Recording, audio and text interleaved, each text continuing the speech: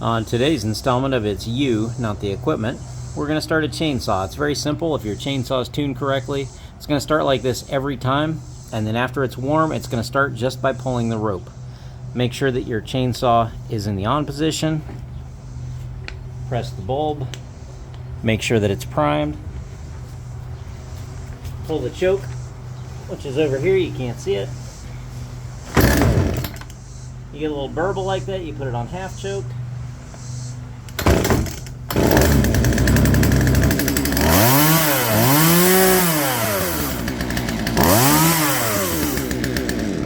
Once it's started and running, turn it to on.